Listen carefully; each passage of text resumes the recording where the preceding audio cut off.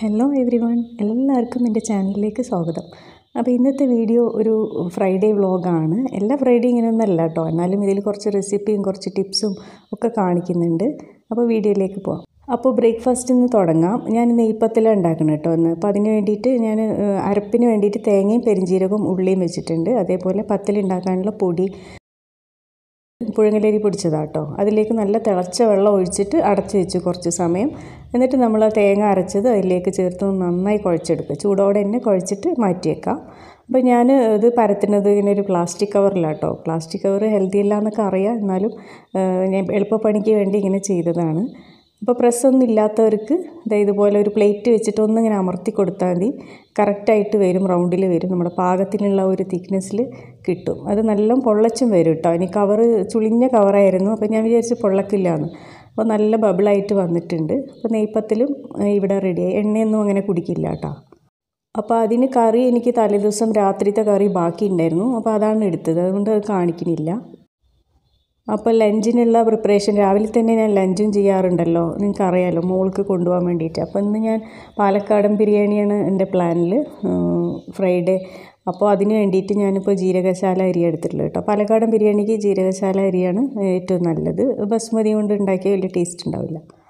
അപ്പോൾ ഞാൻ ഈ പാലക്കാടൻ ബിരിയാണി റെസിപ്പി മുമ്പ് അപ്ലോഡ് ചെയ്തിട്ടുണ്ട്. അപ്പോൾ കാണാത്തവരൊക്കെ ഉണ്ടെങ്കിൽ ഞാൻ ഡിസ്ക്രിപ്ഷനിൽ കൊടുക്കാം, ഞാൻ ഐക്കാർഡിൽ കൊടുക്കാം കേട്ടോ. ഇത് ഇഞ്ചി വെളുത്തുള്ളി പേസ്റ്റാണ്. അപ്പോൾ ഞാൻ ഇതിൻ്റെ വീഡിയോ ഞാൻ മുമ്പ് ഇട്ടിരുന്നു, ഫ്രഷായിട്ട് എങ്ങനെ ഇഞ്ചി വെളുത്തുള്ളി നമുക്ക് സ്റ്റോർ ചെയ്ത് വെക്കാമെന്നൊക്കെ. അപ്പോൾ ഫ്രീസറിൽ വെച്ച് കഴിഞ്ഞാൽ അന്നത്തെ ആവശ്യമുള്ളത് മാത്രം എടുത്ത് പുറത്ത് വെച്ച് കഴിഞ്ഞാൽ നമുക്ക് നല്ല ഫ്രഷായിട്ട് തന്നെ അത് ഉപയോഗിക്കാൻ പറ്റും. അപ്പോൾ ബിരിയാണി ഒരു വഴിക്ക് ആവുന്നുണ്ട്. ഞാൻ ചിക്കൻ മാരിനേറ്റും ചെയ്ത് വെക്കുകയാണ് ഫ്രൈ ആക്കാനുള്ളത്. ഇതിന് സ്പെഷ്യലൊന്നും ഇല്ല കേട്ടോ. അപ്പോൾ ഇത് പ്രത്യേകിച്ചൊന്നുമല്ല, സാധാരണ നമ്മൾ ഫ്രൈ ആക്കുന്ന അതേ കൂട്ട് തന്നെയാണ്. പിന്നെ ബിരിയാണി ഇപ്പോൾ ഇവിടെ ഏകദേശം ദമ്മിനുള്ള ഒരു ഇതിലായിട്ടുണ്ട്. അപ്പോൾ ആ ബിരിയാണീൻ്റെ പണി നടക്കുന്നുണ്ട്. അതിൻ്റെ ഇടയിൽ കൂടെ ഞാൻ എൻ്റെ മറ്റ് ജോലികളും ചെയ്യുന്നുണ്ട് കേട്ടോ. എല്ലാവർക്കും അറിയാമല്ലോ, രാവിലെ നമുക്ക് എല്ലാ വീട്ടമ്മമാർക്കും അടുക്കളയിൽ ഓട്ടമാണ്. അപ്പോൾ അതിപ്പോൾ എൻ്റെ ബിരിയാണി റെഡി ആയിട്ടുണ്ട് ഇവിടെ. അപ്പോൾ അതൊന്ന് കാണിച്ചു തരാണ് കേട്ടോ. അപ്പോൾ കുക്കിങ്ങൊക്കെ കഴിഞ്ഞ് ഞാൻ കിച്ചണിൽ നിന്ന് ഇറങ്ങി. പിന്നെ എൻ്റെ അടുത്ത പരിപാടി ബെഡ്ഷീറ്റുകളൊക്കെ മാറ്റുക എന്നുള്ളതാണ്. എല്ലാ ഫ്രൈഡേ ആണ് ഞാൻ ബെഡ്ഷീറ്റുകൾ മാറ്റാറുള്ളത്. പിന്നെ ഷീറ്റ് എടുത്ത ശേഷം ഞാനിതൊക്കെ ഒന്ന് അയൺ ചെയ്യും കേട്ടോ ബെഡ്. കാരണം എന്താ വെച്ചാൽ അതിലുള്ള ബാക്ടീരിയ ഒക്കെ ഉണ്ടെങ്കിൽ അതൊക്കെ ചത്തുപോകാൻ വേണ്ടിയിട്ടാണ്. കാരണം വെയിലത്തൊന്നും ഇട്ട് ഉണക്കാൻ പറ്റില്ലല്ലോ. അപ്പോൾ മാസത്തിലൊരു പ്രാവശ്യം എല്ലാ ബെഡും ഞാനിങ്ങനെ അയൺ ചെയ്യാറുണ്ട് കേട്ടോ. അയൺ ചെയ്യാൻ എക്സ്റ്റൻഷൻ വയർ ഉപയോഗിച്ചിട്ടാണ് ചെയ്യുക, അല്ലെങ്കിൽ നമുക്ക് എത്തൂലല്ലോ, ബെഡിൻ്റെ എല്ലാ ഭാഗത്തും അയൺ ചെയ്യാൻ പറ്റില്ല. അപ്പോൾ ഇങ്ങനെ ചെയ്താൽ മതി, എല്ലാ ജേംസും പോയി കിട്ടും. ഇനി ബെഡ്ഷീറ്റ് വിരിക്കാൻ ഒരു ട്രിക്ക് പറഞ്ഞുതരാം. അതായത് പ്രായമുള്ളവർക്കോ കുട്ടികൾക്കോ ആർക്ക് വേണമെങ്കിലും ഈസി ആയിട്ട് ബെഡ്ഷീറ്റ് വിരിക്കാൻ വേണ്ടിയിട്ട് ഞാനിത് ഇതുപോലൊരു ചട്ടകമാണ് ഉപയോഗിക്കുക കേട്ടോ. ആ ഒരു വുഡൻ സ്പാറ്റുല ആണ് എളുപ്പം, മറ്റേ സ്റ്റീലിൻ്റെ ആയാലും കുഴപ്പമില്ല.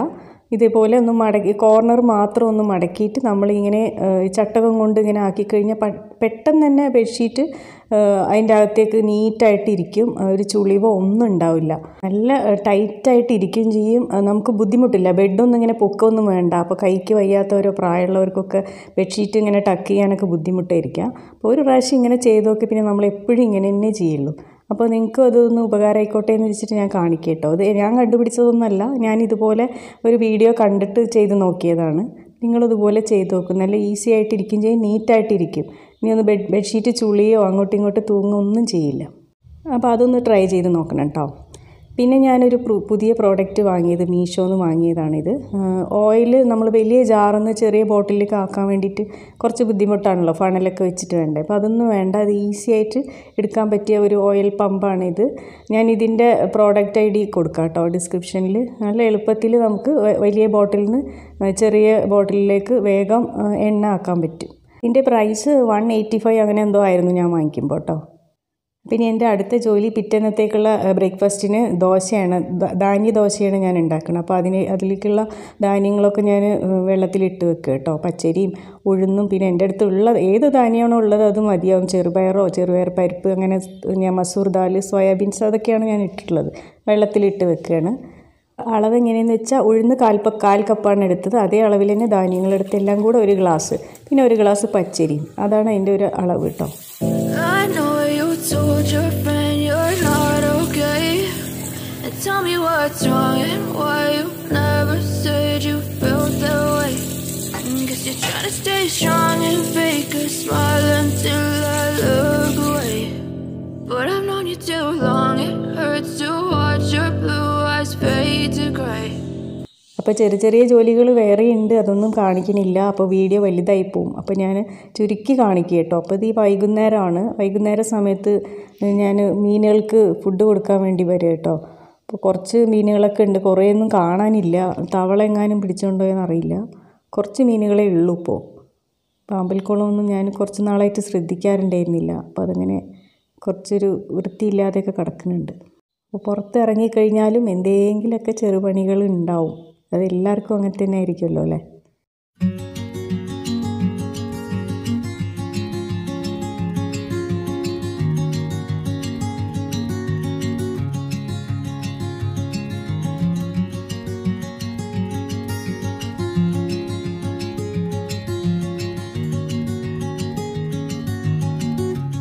ഞാൻ രാവിലെ വെള്ളത്തിലിട്ട് വെച്ചിട്ടുള്ള ധാന്യങ്ങളൊക്കെ കേട്ടോ, ധാന്യദോശയ്ക്കുള്ളത്, അതൊക്കെ ഒന്ന് അരച്ചെടുക്കുകയാണ്.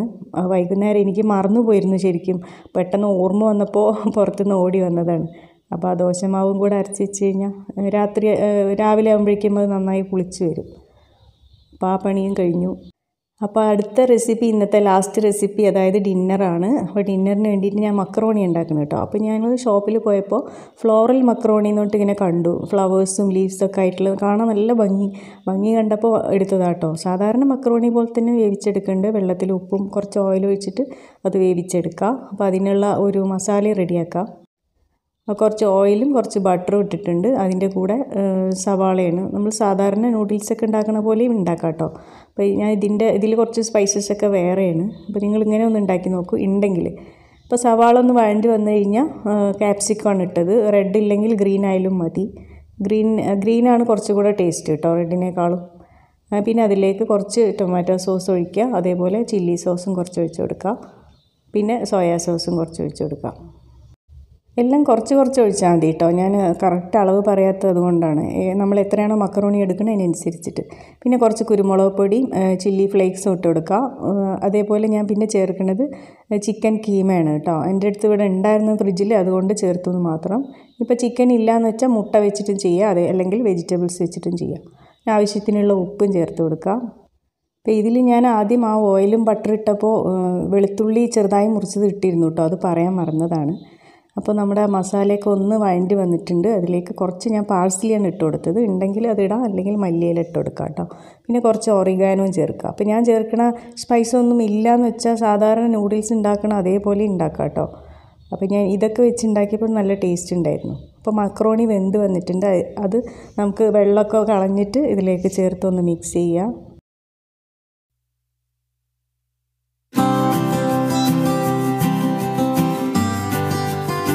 ഇപ്പോൾ ഞാൻ ഫ്ലെയിം കുറച്ച് വെച്ചിരിക്കുക കേട്ടോ. ഇനി എനിക്ക് ദം ചെയ്യണം. അതിന് വേണ്ടിയിട്ട് ഞാൻ ഇതിൻ്റെ മുകളിൽ കുറച്ച് ചീസ് ഇട്ട് കൊടുക്കുന്നുണ്ട്. മൊസറില്ല ചീസാട്ടോ ഇട്ട് കൊടുക്കുന്നത്. ഉണ്ടെങ്കിൽ ഇട്ടാൽ മതി, ഒരു നിർബന്ധമില്ല. പക്ഷേ ഇതൊക്കെ ചേർത്തപ്പോൾ അതിൻ്റെ ടേസ്റ്റ് വേറെ ആയിരുന്നു.